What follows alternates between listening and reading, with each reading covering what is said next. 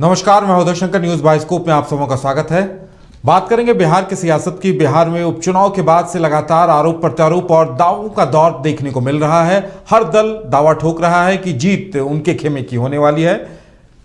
तो मोकामा में जहां दो बाहुबलियों की पत्नियों के बीच आपसी टक्कर हुई है और हर किसी को इंतजार इस बात का है कि हार जीत किसके हाथ आती है। वहीं दूसरी तरफ बिहार में दूसरे दिन चर्चा आनंद मोहन की रही, जो 15 दिनों के पेरोल पर बाहर निकले हैं। उनके समर्थकों ने उनका जोरदार स्वागत किया है, आप इन तस्वीरों में देख सकते हैं।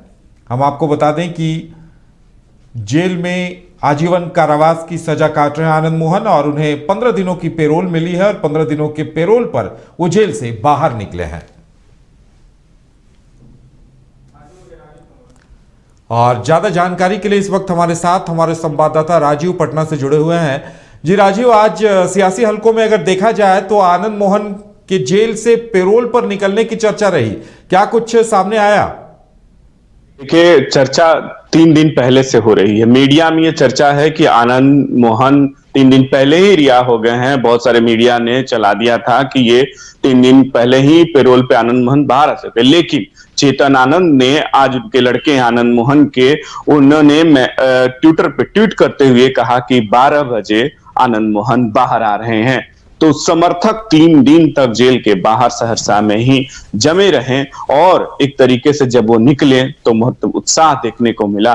पूर्व सांसद वही दिन याद होगा कि जब 4 दिसंबर 1994 की जी घटना है, जब छोटन शुक्ला की हत्या हुई थी, उसके बाद वहां उनको रखकर उनके प्रदर्शन किया जाता है। बिहार पीपुल्स पार्टी के नाम से उनके छोटन शुक्ला उसमें थे और उनकी हत्या हो जाती है। उसके बाद उनको रखा जाता है और भीड़ उसी समय जब डीएम हाजीपुर से मीटिंग के बाद वो वहां से निकलते हैं, जी कृष्णन नाम है उनका, उस समय तत्कालीन डीएम थे वो, जब वो निकलते गोपालगंज पहुंचते हैं तो भीड़ के द्वारा जिस तरीके से मॉब मतलब एक तरीके से जान लीजिए कि हत्या हो जाती है, वो हत्या इस पर आनंद मोहन पर लगती है और आनंद मोहन को आजीवन कारावास हो जाता है। लेकिन आजीवन कारावास होने के 14 साल भी काट चुके हैं, लेकिन कुछ लोगों को यह लगता है कि आजीवन कारावास 14 साल के बाद रिहा हो जाते। चेतन आनंद यही बार बार प्रयास करते रहे। वो विधानसभा में इस पर सवाल खड़े किए, उन्होंने एक तरीके से इसकी मांग की कि अब आनंद मोहन को छोड़ दिया जाए,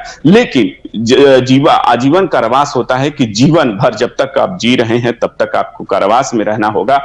मतलब ये साफ है कि आनंद मोहन का जो कहे जाता है कि और चेतन आनंद ने बार बार प्रयास किया कि आनंद मोहन को सरकार के द्वारा कोई रिलीफ मिल जाए, लेकिन ऐसा कोई प्रावधान जो कहते हैं कि सरकार एक आर्टिकल में है कि 55 और 56 में कि सरकार कम कर सकती है, लेकिन उनमें ऐसा नहीं है। वो आजीवन कारावास हैं और पेरोल पर बाहर हुए हैं। 15 दिनों पर पेरोल मिली है। उनकी बेटी की सगाई है और मां की तबीयत खराब है, उसके लिए वो बाहर निकले हुए हैं 15 दिनों। लेकिन बाहर निकलते आनंद मोहन ने यह कहा कि हम उस तरह कोई बातें नहीं करना चाहते, कोई राजनीतिक बात नहीं करना चाहते हैं। वो पेरोल पे निकले हुए हैं 15 दिनों के लिए और अपने घर जाएंगे और जो भी उनकी मां बीमार हैं और बेटी की सगाई है।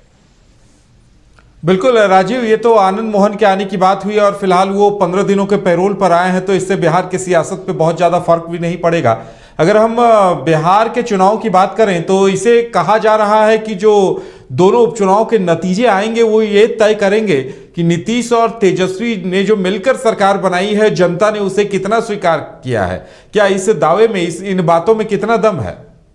देखिए, दावे तो दोनों तरफ से हैं। अब हमने खबर भी चलाई थी और हमने कहा कि दावे जो विधायक हैं, जो राजद के हों या बीजेपी के हों, अपने अपने दावे हैं और जो क्षेत्र में घूम के आए हैं उनका ये कहना है कि गोपालगंज और मोकामा दोनों सीटें हम जीत रहे हैं। लेकिन तेजस्वी और जो नीतीश कुमार की जो जोड़ी महागठबंधन की 9 अगस्त को जो बनी, महागठबंधन की सरकार बनी, उसमें ये एक तरीके से पहला आपको अग्नि परीक्षा कह लीजिए। और अगर अग्नि परीक्षा अगर मोकामा गोपालगंज में जीत जाते हैं तो एक मनोबल बढ़ेगा।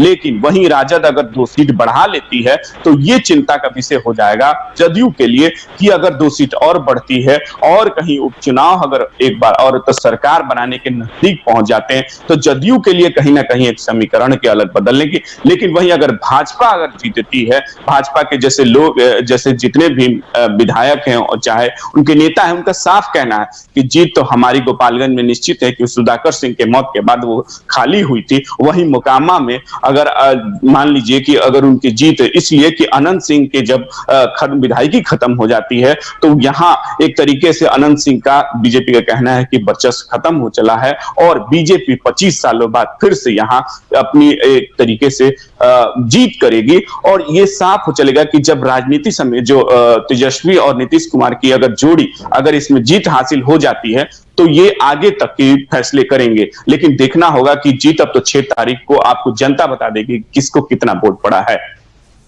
चलिए राजीव, हमारे साथ जुड़ने के लिए और तमाम जानकारी देने के लिए आपका बहुत बहुत धन्यवाद। तो अब हर किसी को 6 नवंबर का इंतजार है, क्योंकि 6 नवंबर को ही इस बात को लेकर खुलासा हो पाएगा कि आखिर इन उपचुनाव में कौन किस पर हावी रहा है, कौन किस पर भारी पड़ा है। और ये जो नया गठबंधन सामने आया है नीतीश कुमार और तेजस्वी यादव का, इसे जनता ने किस हद तक कितना स्वीकारा है, इस बात का प्रमाण भी उसी वक्त मिलेगा जब नतीजे सामने आएंगे।